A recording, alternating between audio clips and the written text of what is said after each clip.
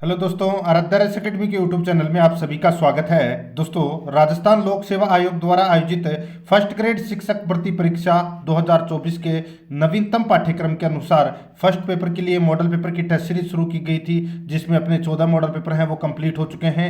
आज अपना इसमें 15 नंबर का मॉडल पेपर है। दोस्तों, अगर आपने पिछले 14 मॉडल पेपरों का अगर टेस्ट नहीं दिया है तो आप प्ले लिस्ट में जाइए, वहाँ पे आपको फोल्डर मिल जाएगा फर्स्ट ग्रेड मॉडल पेपर 2024 के नाम से, वहाँ फोल्डर बना हुआ है। तो आप वहाँ जाकर पिछले 14 मॉडल पेपरों का टेस्ट है वो अवश्य दें।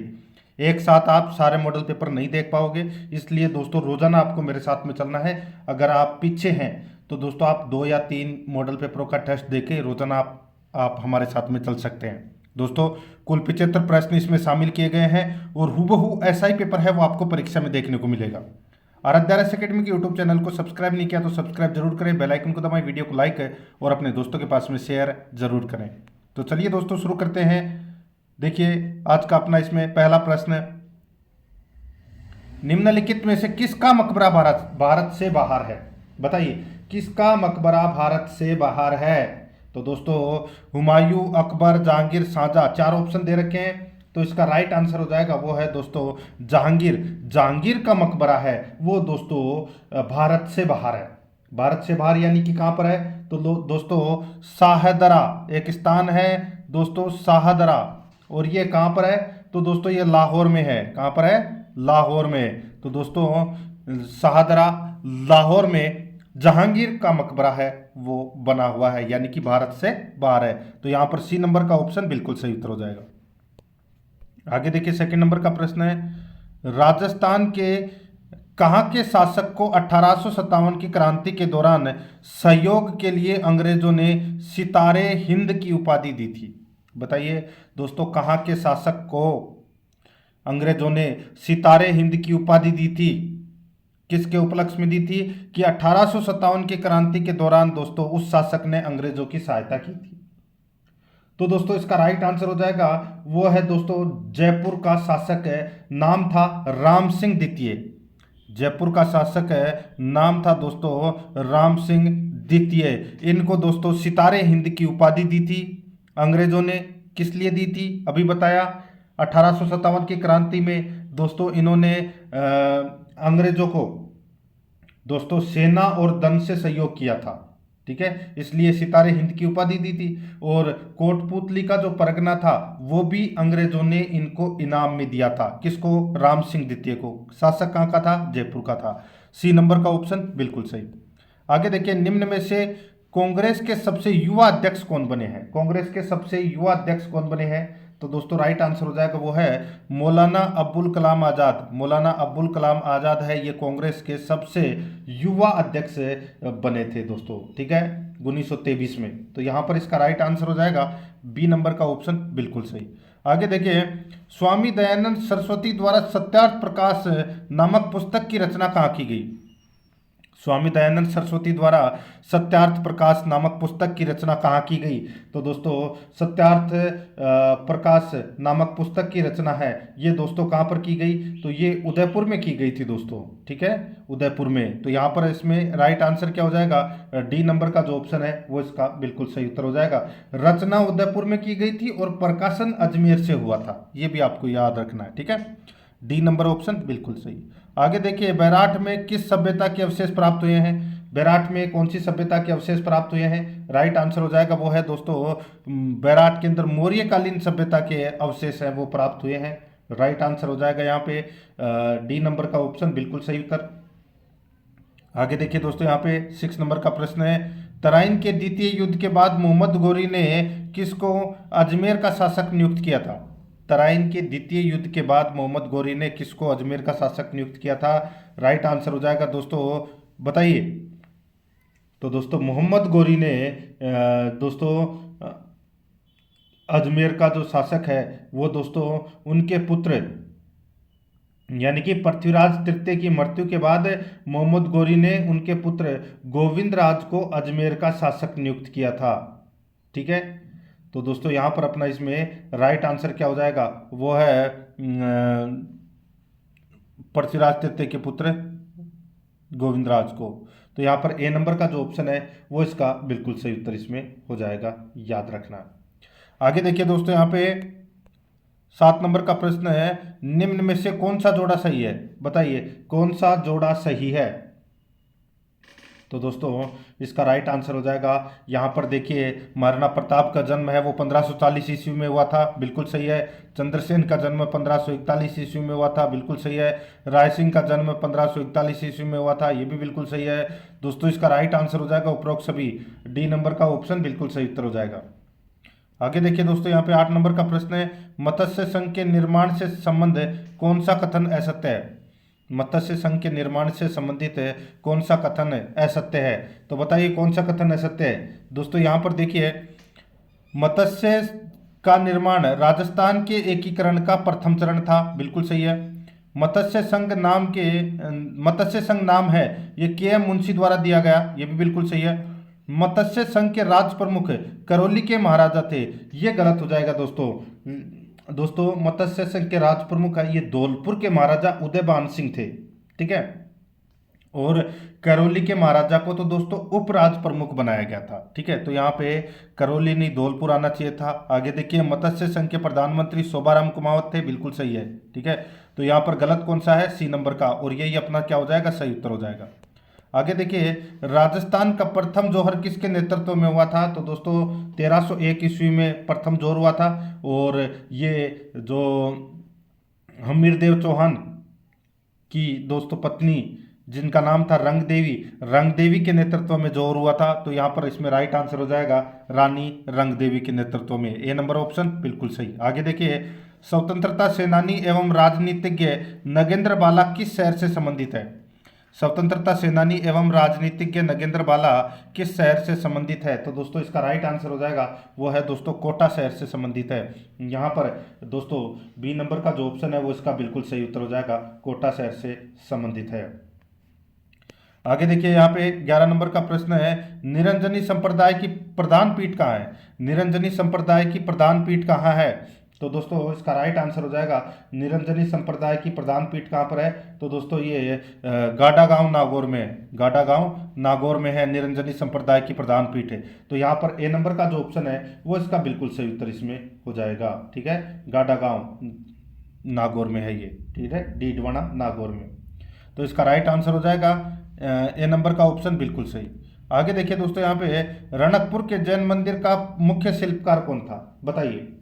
दोस्तों रणकपुर के जैन मंदिर का मुख्य शिल्पकार कौन था, तो इसका राइट आंसर हो जाएगा वो है दोस्तों देपाक था। कौन था, देपाक। यहाँ पर डी नंबर का जो ऑप्शन है वो इसका बिल्कुल सही उत्तर हो जाएगा। रणकपुर के जैन मंदिर महाराणा कुंभा के काल में दरनक शाह द्वारा शिल्पी देपाक की देखरेख में दोस्तों 1439 ईस्वी में बनाया गया था। यहाँ पर डी नंबर ऑप्शन बिल्कुल सही। आगे देखिए, कूट भाषा में अपने को उत्तर देना है। निम्न कथनों में से कौन से कथन हिंदू त्योहारों के बारे में सही है, बताइए कौन से कथन हिंदू त्योहारों के बारे में सही है। यहाँ पे देखिए, अक्षय तृतीया वैशाख मास की शुक्ल पक्ष की तृतीया को मनाया जाता है, बिल्कुल सही है। निर्जला एकादशी है ये ज्येष्ठ मास की शुक्ल पक्ष की एकादशी को मनाया जाता है, बिल्कुल सही है। अक्षय तृतीया, ये देखिए ऊपर के दो ही ऑप्शन है जिसमें अक्षय तृतीया और निर्जला एकादशी दे रखी है, इसमें आषाढ़ मास दे रखा है और इसमें चैत्र मास दे रखा है, ये गलत हो जाएगा। एक में वैशाख मास आएगा और एक में ज्येष्ठ मास आएगा। ऊपर वाले दो ऑप्शन है वो सही है, नीचे के दोनों है वो क्या है, गलत है। तो कूट भाषा में उत्तर देना था, पहला और दूसरा अपना क्या है इसमें सही है, ए नंबर का ऑप्शन बिल्कुल सही। आगे देखिए, निम्न में से कौन सी रस्म विवाह से संबंधित है, तो विवाह से संबंधित कौन सी रस्म है, तो दोस्तों गोना जो रस्म है वो विवाह से संबंधित है। यहाँ पर बी नंबर का ऑप्शन बिल्कुल सही उत्तर हो जाएगा। आगे देखिए, यहाँ पे दुर्सा आडा ने किस ग्रंथ को पांचवा वेद कहा है, दुर्सा आडा ने किस ग्रंथ को पांचवा वेद कहा है, तो दोस्तों इसका राइट आंसर हो जाएगा वो है इसमें वेली कृष्ण रुक्मणीरी ग्रंथ को दुर्सा आडा ने पांचवा ग्रंथ यानी कि पांचवा वेद कहा है, ठीक है। तो यहाँ पर अपना इसमें सी नंबर का ऑप्शन बिल्कुल सही। ये 15 प्रश्न है दोस्तों, अपन ने राजस्थान इतिहास, भारतीय इतिहास और राजस्थान कला संस्कृति से संबंधित पढ़े हैं। अब दोस्तों अपन अगले जो 10 प्रश्न है वो करंट अफेयर से संबंधित पढ़ेंगे। देखिए, समुद्री अभ्यास अयुत्थाया भारत और किस देश की नौसेना के बीच आयोजित किया जाता है? बताइए। समुद्री अभ्यास अयुत्थाया भारत और किस देश की नौसेना के बीच आयोजित किया जाता है? तो दोस्तों इसका राइट आंसर हो जाएगा भारत और थाईलैंड की सेना के बीच में ये आयोजित किया जाता है। तो यहाँ पर इसका राइट आंसर क्या हो जाएगा? ए नंबर का जो ऑप्शन है वो इसका बिल्कुल सही उत्तर इसमें हो जाएगा। आगे देखिए दोस्तों, यहाँ पे 17 नंबर का प्रश्न है, हाल ही में जनवरी 2024 में भारत ने लिथियम की खोज और खनन के लिए किस देश के साथ करार किया है? बताइए दोस्तों, अच्छा प्रश्न है। भारत ने दोस्तों यहाँ पर लिथियम की खोज और खनन के लिए किस देश के साथ में करार किया है? तो इसका जो राइट आंसर हो जाएगा वो है दोस्तों अर्जेंटीना से। तो यहाँ पर बी नंबर का यानी कि बे नंबर का ऑप्शन है वो इसका बिल्कुल सही उत्तर इसमें हो जाएगा अर्जेंटीना। ठीक है, आगे देखिए दोस्तों, यहाँ पे 18 नंबर का प्रश्न है, हाल ही में जनवरी 2024 में भारतीय नौसेना ने अपने किस जहाज को सेवा मुक्त कर दिया है? कौन से जहाज को सेवा मुक्त कर दिया? तो दोस्तों जहाज का नाम देखिए, गुलदार, चीता, कुंभीर। दोस्तों इन तीनों को दोस्तों सेवा मुक्त कर दिया। तो यहाँ पर इसका राइट आंसर हो जाएगा उपरोक्त सभी, द नंबर ऑप्शन बिल्कुल सही। आगे देखिए, हाल ही में जनवरी 2024 में भारतीय नौसेना में नौसेना संचालन महानिदेशक के रूप में किसे नियुक्त किया गया है? हाल ही में जनवरी 2024 में भारतीय नौसेना में नौसेना संचालन महानिदेशक के रूप में किसे नियुक्त किया गया है? तो इसका राइट आंसर हो जाएगा वो है दोस्तों ए एन प्रमोद को नियुक्त किया गया है। स नंबर ऑप्शन बिल्कुल सही। आगे देखिए, नीति आयोग के अनुसार पिछले 9 वर्षों में भारत में गरीबी दर में कितनी गिरावट दर्ज की गई? भारत में गरीबी दर में कितनी गिरावट दर्ज की गई? तो दोस्तों 29% से लगभग 11% है वो गरीबी दर है वो दर्ज की गई है। तो यहाँ पर अपना इसमें स नंबर का ऑप्शन बिल्कुल सही उत्तर हो जाएगा। आगे देखिए, मेघालय खेलों के 5वें संस्करण का उद्घाटन किसने किया? तो दोस्तों ये किया राष्ट्रपति द्रौपदी मुर्मू ने। तो यहाँ पर ए नंबर का ऑप्शन बिल्कुल सही। आगे देखिए, उस केंद्रीय मंत्री का नाम बताइए जिन्होंने हाल ही में जनवरी 2024 में पंचायतों को लिंग आधारित हिंसा से मुक्त निर्वाचित प्रतिनिधियों के लिए एक पुस्तिका शीर्षक से एक पुस्तिका जारी की है। तो दोस्तों ये की है किसने? तो ये गिरिराज सिंह ने किया है दोस्तों, गिरिराज सिंह जो केंद्रीय पंचायती राज मंत्री है। यहाँ पर द नंबर का ऑप्शन बिल्कुल सही उत्तर हो जाएगा। आगे देखिए, उस व्यक्ति का नाम बताइए जिसे हाल ही में जनवरी 2024 में 2023 के लिए अंतर्राष्ट्रीय खेल व्यक्तित्व पुरस्कार मिला है। बताइए, उस व्यक्ति का नाम बताइए जिसे हाल ही में दोस्तों अंतर्राष्ट्रीय खेल व्यक्तित्व पुरस्कार मिला है। तो इसका राइट आंसर हो जाएगा वो है दोस्तों जियानी इन्फेंटिनो को ये अंतर्राष्ट्रीय खेल व्यक्तित्व पुरस्कार मिला है। यहाँ पर बे नंबर ऑप्शन बिल्कुल सही। आगे देखिए, उस पेमेंट्स बैंक का नाम बताइए जिसने हाल ही में ग्रामीण राजस्थान के वित्तीय परिदृश्य को बदलने के लिए हिंदुस्तान जिंक लिमिटेड के साथ एक समझौता ज्ञापन पर हस्ताक्षर किए हैं। तो ये किए हैं दोस्तों इंडिया पोस्ट पेमेंट बैंक ने, ये समझौता किया है इंडिया पोस्ट पेमेंट बैंक ने।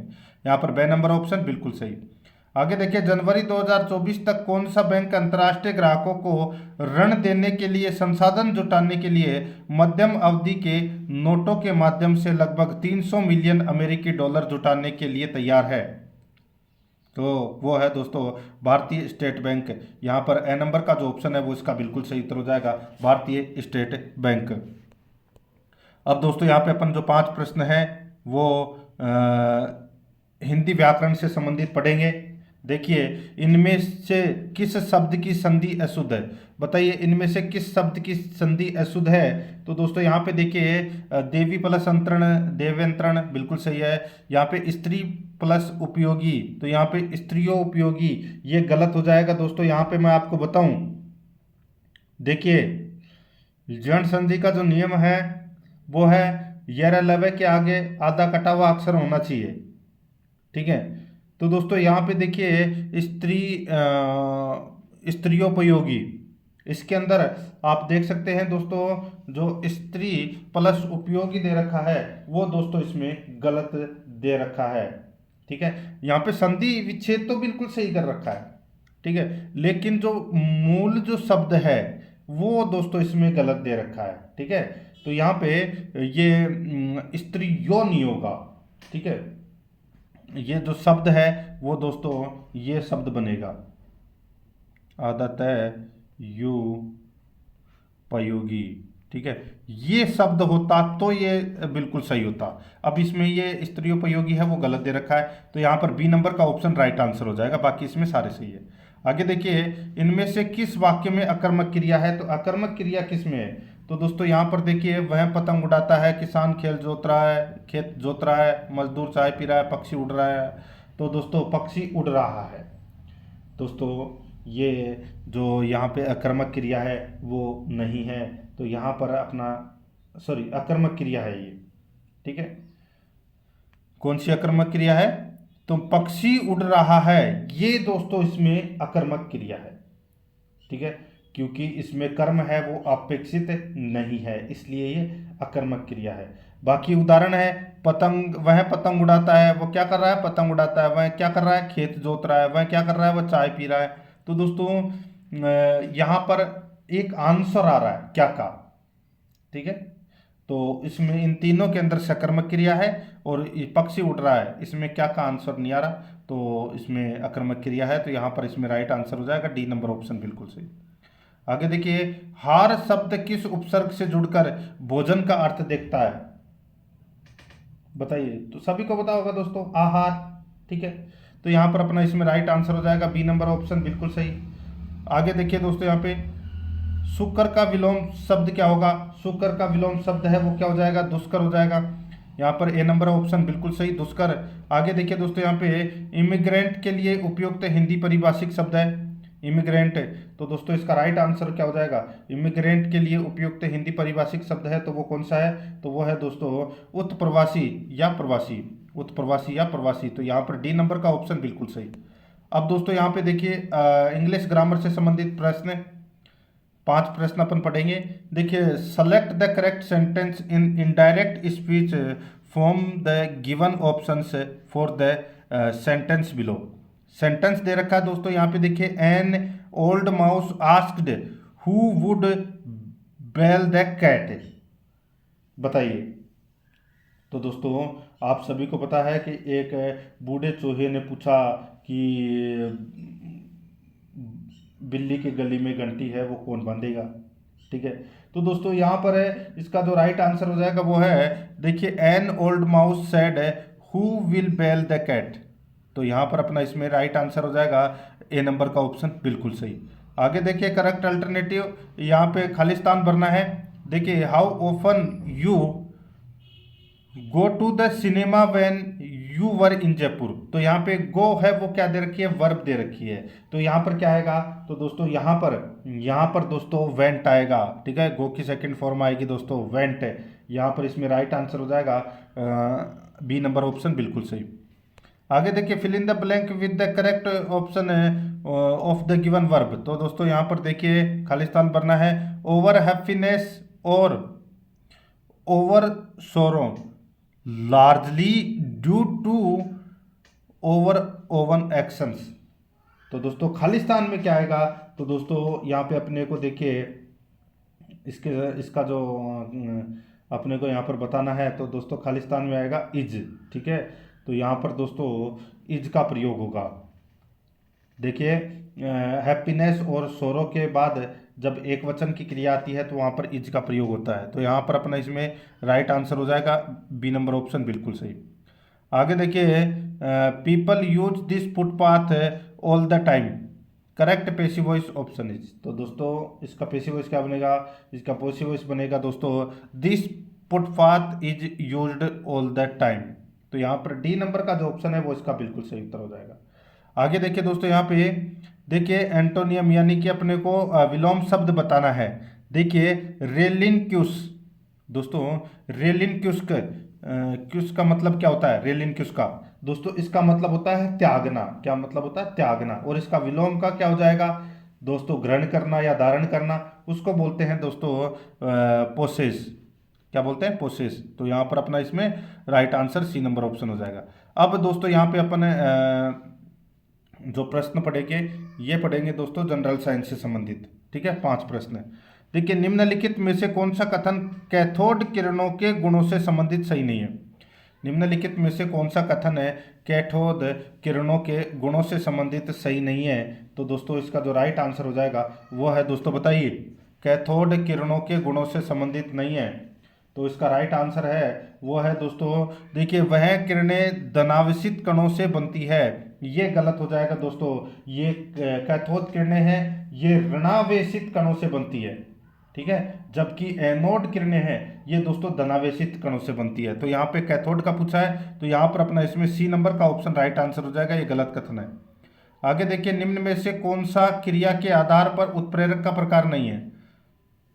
निम्न में से कौन सा क्रिया के आधार पर उत्प्रेरक का प्रकार नहीं है?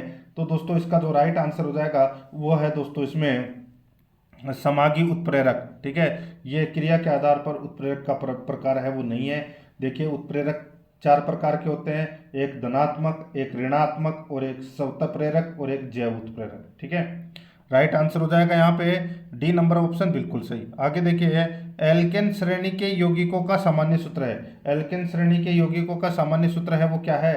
तो दोस्तों वो है CnH2n+2। तो यहाँ पर ए नंबर का जो ऑप्शन है वो इसका बिल्कुल सही उत्तर इसमें हो जाएगा। आगे देखिए दोस्तों, यहाँ पे बल का गुणनफल है। तो दोस्तों बल का गुणनफल क्या है? बल का गुणनफल है वो है दोस्तों द्रव्यमान और त्वरण का। ठीक है, द्रव्यमान और त्वरण का गुणनफल है बल। तो यहाँ पर अपना इसमें राइट आंसर हो जाएगा बी नंबर का ऑप्शन सही। आगे देखिए, निम्न कथनों को पढ़िए और बताइए कि दोनों कथन सत्य हैं या असत्य है। बताइए, निम्न कथनों को पढ़िए और बताइए कि दोनों कथन सत्य हैं या असत्य।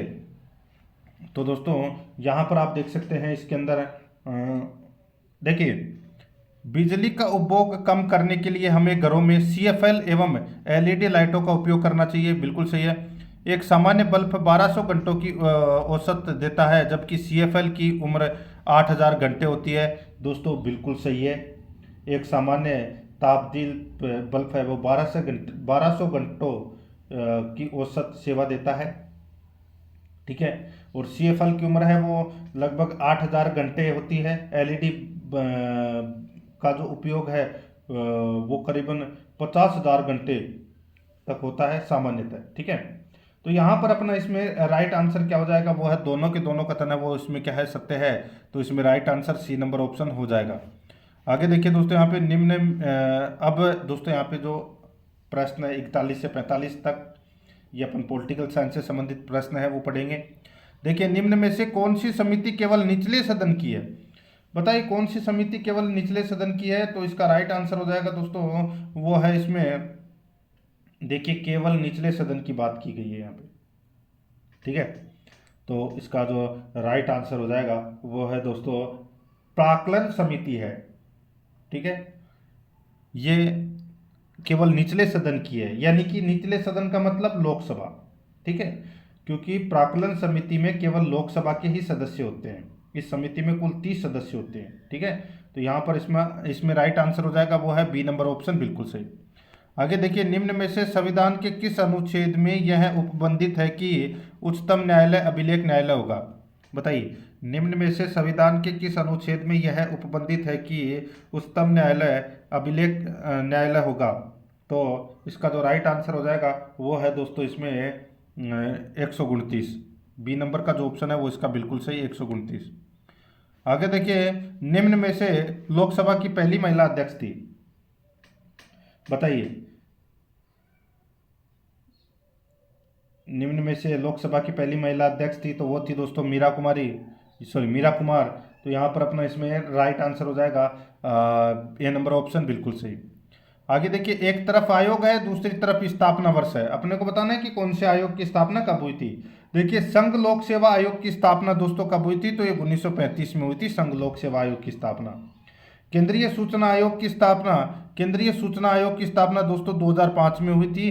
केंद्रीय सतर्कता आयोग की जो स्थापना है वो दोस्तों 1964 में हुई थी, और राष्ट्रीय मानवाधिकार आयोग की स्थापना 1993 में हुई थी। तो तो यहाँ पर अपना इसमें राइट आंसर क्या हो जाएगा, वो है 4312। 4312 अपना इसमें क्या हो जाएगा, राइट आंसर हो जाएगा, यानी कि बी नंबर का ऑप्शन बिल्कुल सही। आगे देखिए, किस राज्य का लोकसभा एवं राज्यसभा में प्रतिनिधित्व सबसे अधिक है, बताइए। किस राज्य में, सॉरी, किस राज्य का लोकसभा एवं राज्यसभा में प्रतिनिधित्व है सबसे अधिक है? सभी को पता है दोस्तों, देखिए यूपी का सबसे ज़्यादा है, ठीक है। लोकसभा की सीटें कितनी है, 80 है।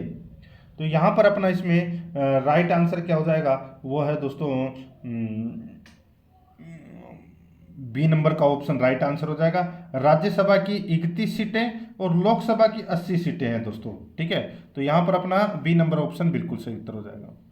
आगे देखिए, अब अपन 5 प्रश्न है वो राजस्थान ज्योग्राफी से संबंधित पढ़ रहे हैं। राजस्थान की पूर्व से पश्चिम लंबाई है, राजस्थान की पूर्व से पश्चिम लंबाई है तो वो है दोस्तों कितनी, तो वो है 869 किलोमीटर, 869 किलोमीटर। आगे देखिए, लूनी की कौन सी एकमात्र सहायक नदी है जो दाईं ओर से मिलती है? लूनी की कौन सी एकमात्र सहायक नदी है जो दाईं ओर से मिलती है?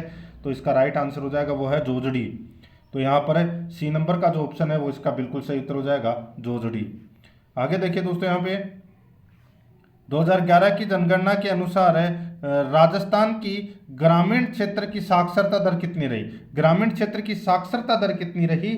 तो दोस्तों इसका राइट आंसर हो जाएगा वो है 61.4% है। ये दोस्तों ग्रामीण क्षेत्र की जो साक्षरता दर है वो रही थी। अगर मैं बात करूँ शहरी क्षेत्र की, तो दोस्तों शहरी क्षेत्र की रही थी 79.7%, ठीक है। और राजस्थान की कुल साक्षरता दर है वो दोस्तों 66.1% रही थी। ये भी आपको इसमें याद रखना है। तो यहाँ पर इसमें राइट आंसर हो जाएगा सी नंबर ऑप्शन सही। आगे देखिए, निम्न में से कौन सा सही सुमेलित नहीं है? नस्ल और पशुधन दे रखे हैं, बताइए कौन सा एक सुमेलित नहीं है। दोस्तों यहाँ पे देखिए, लोही भैंस तो गलत हो जाएगा दोस्तों, आप सभी को पता है लोही है, लोही नस्ल है, ये बकरी की नस्ल है। भैंस यहाँ पर गलत दे रखा है, बाकी बारबरी बकरी की नस्ल है, कांकरेज गोवंश की नस्ल है, चनौथर भेड़ की नस्ल है। ये नंबर ऑप्शन बिल्कुल सही उत्तर हो जाएगा। आगे देखिए, 2011 की जनगणना अनुसार राजस्थान के किस जिले का ग्रामीण लिंगानुपात 1000 से अधिक है? 2011 की जनगणना के अनुसार राजस्थान के किस जिले का ग्रामीण लिंगानुपात 1000 से अधिक है? तो दोस्तों इसका जो राइट आंसर हो जाएगा वो है दोस्तों इसमें कौन सा? तो दोस्तों इसका बिल्कुल सही उत्तर हो जाएगा, देखिए किस जिले का लिंगानुपात 1000 से अधिक है 2011 की जनगणना के अनुसार? तो दोस्तों वो है पाली का। तो यहाँ पर अपना डी नंबर का जो ऑप्शन है वो इसका बिल्कुल सही उत्तर हो जाएगा। पाली का कितना है? 1003, ठीक है। आगे देखिए दोस्तों, यहाँ पे अब अपन स्कूल मैनेजमेंट से संबंधित 15 प्रश्न है वो पढ़ेंगे। देखिए, बालकों का निःशुल्क और अनिवार्य शिक्षा का अधिकार अधिनियम 2009 संशोधन 2019 के तहत प्रत्येक शैक्षणिक वर्ष की समाप्ति पर किन कक्षाओं की नियमित परीक्षा ली जाएगी? बताइए किन कक्षाओं की नियमित परीक्षा ली जाएगी? तो दोस्तों इसका राइट आंसर हो जाएगा वो है 5वीं एवं 8वीं। यहाँ पर ए नंबर का जो ऑप्शन है वो इसका बिल्कुल सही उत्तर हो जाएगा। आगे देखिए, भारत का भविष्य उसकी कक्षाओं से निर्मित हो रहा है, उक्त कथन किसका है? भारत का भविष्य उसकी कक्षाओं से निर्मित हो रहा है, ये कथन किसका है? तो इसका राइट आंसर हो जाएगा, ये कथन है दोस्तों कोठारी आयोग का। यहाँ पर सी नंबर ऑप्शन सही उत्तर, कोठारी आयोग। आगे देखिए, ब्लॉक स्तर पर समसा का प्रभारी होता है। ब्लॉक स्तर पर समसा का प्रभारी कौन होता है? तो दोस्तों BRCF होता है। कौन होता है? BRCF है, ये ब्लॉक स्तर पर समसा का प्रभारी होता है, ठीक है, याद रखना। राइट आंसर हो जाएगा यहाँ पे बी नंबर ऑप्शन बिल्कुल सही। आगे देखिए दोस्तों, यहाँ पे क्षेत्रीय शिक्षा संस्थान का निम्न में से कार्य नहीं है। क्षेत्रीय शिक्षा संस्थान का निम्न में से कौन सा कार्य नहीं है? तो दोस्तों इसमें देखिए, शिक्षा का सार्वजनिकरण, शिक्षा का सार्वजनिकरण ये दोस्तों क्षेत्रीय शिक्षा संस्थान का कार्य है, वो नहीं है। यहाँ पर बी नंबर ऑप्शन बिल्कुल सही उत्तर हो जाएगा। आगे देखिए, RBSC के संगठनात्मक ढांचे में राज्य सरकार द्वारा नामित सदस्यों की संख्या कितनी होती है?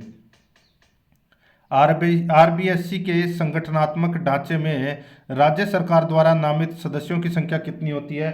तो दोस्तों कितनी होती है? तो ये होती है दोस्तों 17। तो यहाँ पर बी नंबर का जो ऑप्शन है वो इसका बिल्कुल सही उत्तर हो जाएगा 17।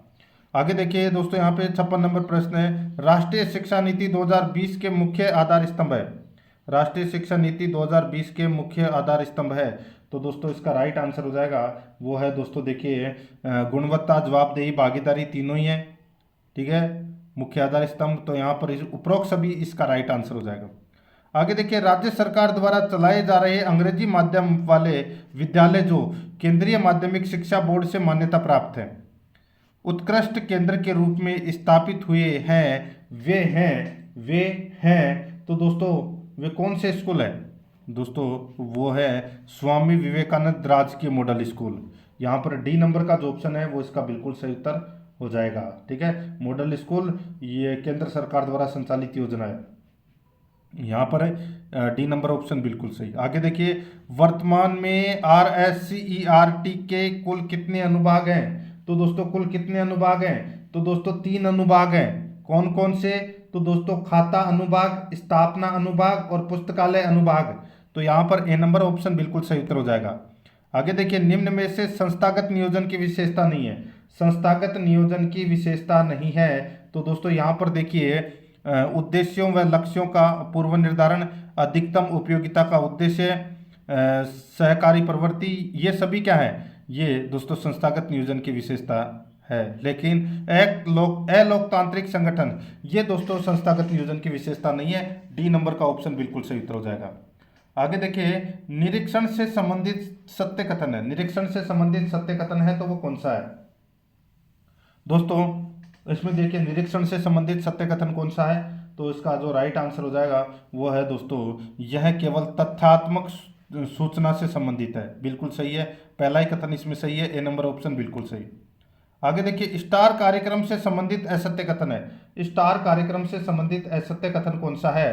तो वो है दोस्तों, यह कक्षा 6 से 12 तक के विद्यार्थियों से संबंधित है। ये कथन गलत हो जाएगा दोस्तों। जो स्टार कार्यक्रम है, ठीक है, स्टार कार्यक्रम है, ये दोस्तों कक्षा 1 से 8 तक के विद्यार्थियों को कार्य पुस्तिकाओं के माध्यम से उपचारात्मक शिक्षण किया जाएगा इसमें। ठीक है, तो यहाँ पर है दोस्तों ये कक्षा 1 से 12 नहीं, कक्षा 1 से 8 है। ठीक है, उपचारात्मक शिक्षण प्रदान करना, इसकी शुरुआत 21 जनवरी 2022 को हुई थी। कोविड के कारण उत्पन्न लैंगिक गैप को कम करना था। यहाँ पर सी नंबर का जो ऑप्शन है वो दोस्तों इसमें बिल्कुल सही उत्तर इसमें हो जाएगा, ये आपको इसमें याद रखना है। ठीक है, आगे देखिए, यहाँ पे 62 नंबर का प्रश्न है, निम्न में से कौन सी एक नेतृत्व से संबंधित विचारधारा नहीं है? बताइए, निम्न में से कौन सी एक नेतृत्व से संबंधित विचारधारा नहीं है? तो दोस्तों इसका जो राइट आंसर हो जाएगा वो है दोस्तों इसमें, बताइए कौन सा? तो इसका राइट आंसर हो जाएगा दोस्तों वो है भौतिक तकनीकी विचारधारा। भौतिक तकनीकी विचारधारा, यहाँ पर डी नंबर का जो ऑप्शन है वो इसका बिल्कुल सही उत्तर हो जाएगा, इसमें याद रखना। आगे देखिए, समसा का कार्य क्षेत्र है। दोस्तों समसा का जो कार्य क्षेत्र है वो है, बताइए समसा का जो कार्य क्षेत्र है। तो दोस्तों समसा का जो कार्य क्षेत्र है ये दोस्तों पूर्व प्राथमिक कक्षा से कक्षा 12 तक है। पूर्व प्राथमिक कक्षा से कक्षा 12 तक है। तो यहाँ पर डी नंबर का जो ऑप्शन है वो इसका बिल्कुल सही उत्तर इसमें हो जाएगा। आगे देखिए दोस्तों, यहाँ पे 64 नंबर का प्रश्न है, राजस्थान के किन 2 जिलों में उच्च अध्ययन शिक्षा संस्थान स्थित है? बताइए, ये तो सभी को पता होगा दोस्तों, राजस्थान में कहाँ पर दोस्तों, यानी कि कौन से 2 जिलों में उच्च अध्ययन शिक्षा संस्थान स्थित है? तो इसका राइट आंसर हो जाएगा दोस्तों अजमेर और बीकानेर में। यहाँ पर बी नंबर का जो ऑप्शन है वो इसका बिल्कुल सही उत्तर इसमें हो जाएगा। ठीक है, याद रखना है आपको। आगे देखिए दोस्तों, यहाँ पे 65 नंबर का प्रश्न है, हवा महल कार्यक्रम का प्रसारण सप्ताह में किस दिन किया जाता है? तो दोस्तों किस दिन किया जाता है? तो दोस्तों ये शनिवार को किया जाता है। यहाँ पर बी नंबर ऑप्शन बिल्कुल सही उत्तर हो जाएगा। अब दोस्तों यहाँ पे अपन इस रीजनिंग से संबंधित और मैथ से संबंधित है 10 प्रश्न पढ़ेंगे। ठीक है, देखिए दोस्तों, यहाँ पे यदि यू वी और डब्लू का भाई है, यदि यू है वो वी और डब्लू का क्या है? भाई है। ठीक है, यानी कि ये क्या है? भाई है। और एक्स डब्लू की माँ है, एक्स है वो क्या है? डब्लू की माँ, यानी कि इन तीनों की माँ है वो एक्स है। ठीक है, और y u के पिता है, y है वो क्या है, u के पिता है। तो दोस्तों y और x तो क्या हो गए, पति पत्नी हो गए, ये तीनों दोस्तों भाई बहन हो गए। तो दोस्तों यहाँ पे देखिए, तो y x के पिता है, ठीक है, y, एक मिनट देखें, तो y के पिता x है, y के पिता x है, x w की माँ है।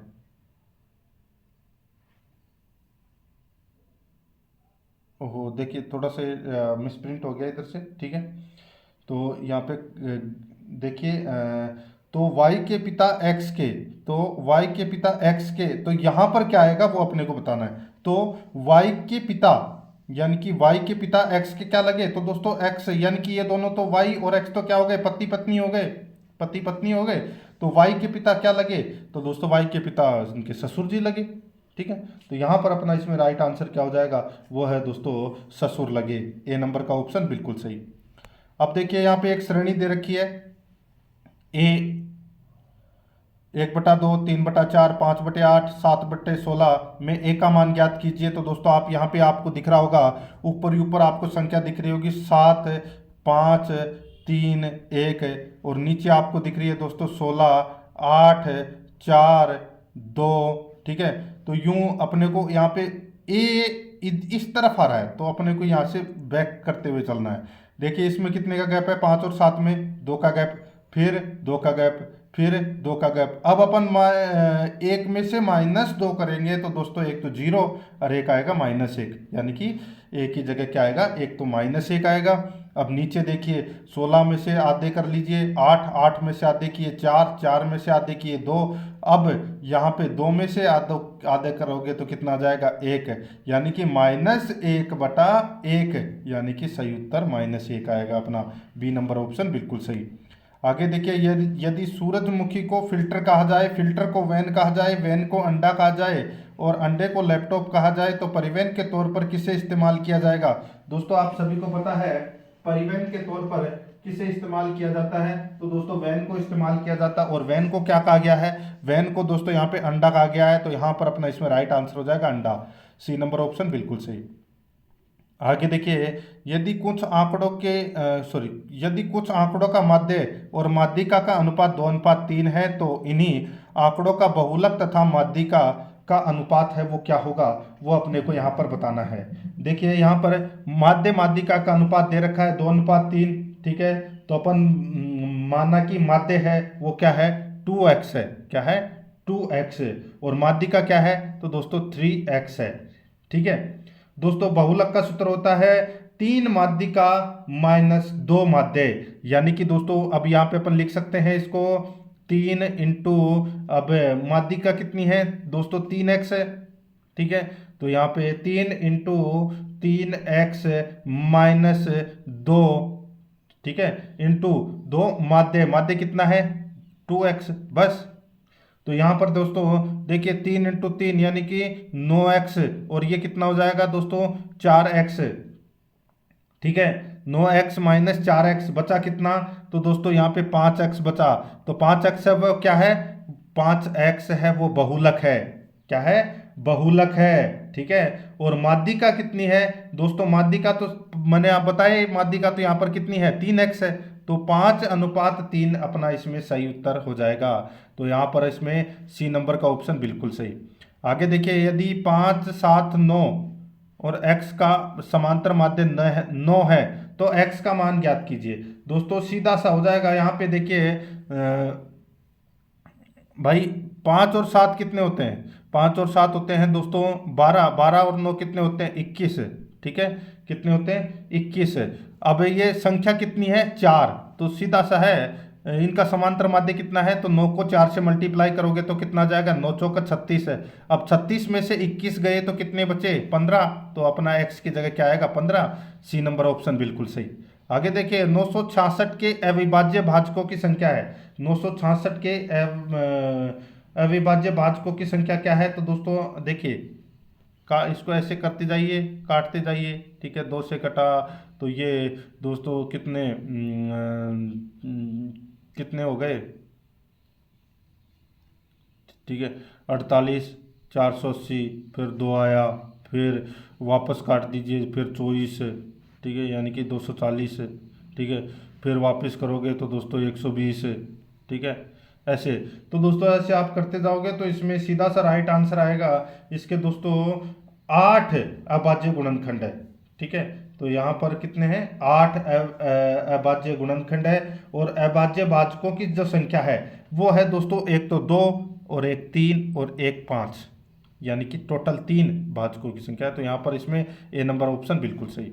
आगे देखिए, 24 सेमी व्यास वाले एक बेलनाकार बर्तन में कुछ पानी है। यदि 6 सेमी त्रिज्या वाले 2 गोले पानी में तब तक डुबोए जाए जब तक पूरी तरह से डूब न जाए तो बर्तन में पानी का स्तर कितना बढ़ जाएगा। तो बर्तन में पानी का स्तर कितना बढ़ जाएगा दोस्तों, बेलन का आयतन बराबर 2 इंटू गोले का आयतन। बस इसमें सूत्र लगा लीजिए, सीधा सा आपका राइट आंसर निकल कर आ जाएगा। दोस्तों इसका सही उत्तर हो जाएगा वो है 4 सेमी। यहाँ पर सी नंबर ऑप्शन बिल्कुल सही। आगे देखिए, यदि ए बराबर 4.9, बी बराबर 3.2 तथा सी बराबर -8 एक हो तो ए प्लस बी प्लस सी ये 8.1 है, ठीक है दोस्तों। अब देखिए ए बी सी, इन तीनों को जोड़ लीजिए दोस्तों, ठीक है, इन तीनों को जोड़ लीजिए आपस में। और फिर इनका दोस्तों आप सभी को पता है यहाँ पे ए बी सी तो दे ही रखा है, इनका स्क्वायर कर लीजिए। इनका स्क्वायर करोगे तो दोस्तों यहाँ पर इसका राइट आंसर निकल कर आ जाएगा, वो है दोस्तों -381.024। यहाँ पर ए नंबर का जो ऑप्शन है वो इसका राइट आंसर हो जाएगा, क्योंकि यहाँ पर देखिए सी में -8.1 दे रखा है, ठीक है, और अपन इसका क्यूब करेंगे तो माइनस चला जाएगा। आगे देखिए दोस्तों, यहाँ पे एक 0.63 metre into 0.40 metre into 0.25 metre की नाप के कागज के खोखे में 7 सेमी, 5 सेमी, 2.5 सेमी नाप की कितनी साबुन की टिकियाएँ रखी जा सकती है। तो कितनी रखी जा सकती है, तो दोस्तों यहाँ पे देखिए 0.63 को अपन 63 सेमी लिख दें, 0.40 मी को अपन दोस्तों सेमी में बदल रहे हैं, ठीक है, तो 40 लिख सकते हैं। और ऊंचाई 0.25 मीटर है तो इसको अपन 25 सेमी लिख सकते हैं, ठीक है। सीधा सा है, इन तीनों का आपस में मल्टीप्लाई कर लीजिए, 63 इंटू 40 इंटू 25, ठीक है। और साबुन की टिकिया की लंबाई है, ठीक है, वो है 7 इंटू 5 इंटू सॉरी हाँ 7 इंटू 5 इंटू 2.5, ठीक है। ये अपन इसका आयतन निकाल लेंगे। अब दोस्तों सीधा सा है, मैं आपको बताऊं, ऊपर वाली संख्या ऊपर रख दीजिए, 63 इंटू 40 इंटू 25 बटे दोस्तों नीचे क्या है 7 इंटू 5 इंटू 2.5, बस काट लीजिए, ये 10 बार कट गया, ठीक है, ये 8 बार कट गया और ये 9 बार कट गया। तो 9 इंटू 8 इंटू 10, 9 इंटू 10 कितने हो गए 90, 90 इंटू 8 कर लीजिए तो 9 8 72, 720 अपना इसमें क्या हो जाएगा, सही उत्तर हो जाएगा, सी नंबर ऑप्शन बिल्कुल सही। आगे देखिए दोस्तों, यहाँ पे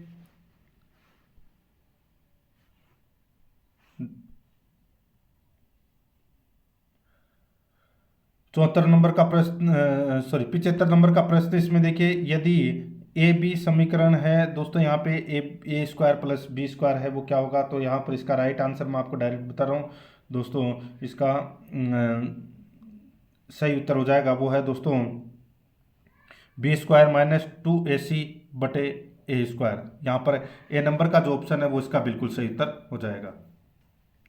तो दोस्तों इसी के साथ मैंने आपको यहाँ पे मॉडल पेपर नंबर 15 है वो कंप्लीट करवा दिया है, ठीक है। फर्स्ट ग्रेड शिक्षक भर्ती परीक्षा 2024 के नवीनतम पाठ्यक्रम के अनुसार ये मॉडल पेपर है वो मैंने आपको करवा दिया है। पिछले मॉडल पेपर अगर आपने नहीं देखे हैं तो आप प्ले लिस्ट में जाइए, वहाँ पे आपको फोल्डर मिल जाएगा, फर्स्ट ग्रेड मॉडल पेपर 2024 के नाम से वहाँ फोल्डर बना हुआ है, तो आप वहाँ जाकर पिछली क्लासें हैं वो जरूर देखें। और आराध्या रेस अकेडमी के साथ में बने रहिए, चैनल को सब्सक्राइब जरूर करें, बेल आइकन को दबाएं, वीडियो को लाइक और अपने दोस्तों के पास में शेयर जरूर करें। मिलते हैं दोस्तों नेक्स्ट वीडियो में। जय हिंद, जय भारत।